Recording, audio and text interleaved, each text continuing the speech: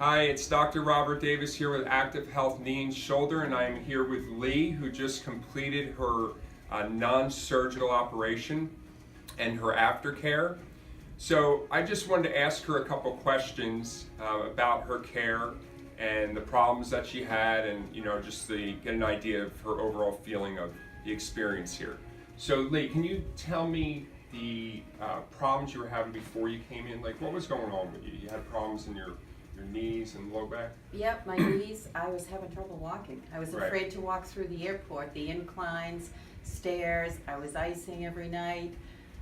I was in a lot of pain, and I'm too young to have that Right. much pain. What did you try? What did you seek out as far as to resolve the problem? I went to the orthopedic. They did injections in my knees, both knees, and they worked for about 2 months. I went for injections again. They really didn't work. So the next step was surgery. Okay, so when you came into my office, you were at a fork in the road, and you were either going to have surgery done, and what type of surgery were they recommending? Knee replacement. Oh wow, okay. And so you ended up in my office, and what was your experience? Let's go through the second visit after I did the evaluation. You had the procedure done.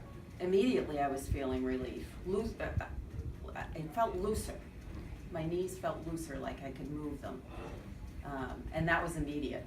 Right. And that was just the start. So then tell me some of the activities you took on that you weren't able to do for a while. What did you do within the first few weeks? Not my recommendation, but she I went went for jet skiing. And I'm able to walk as much as I want. I do a lot of biking.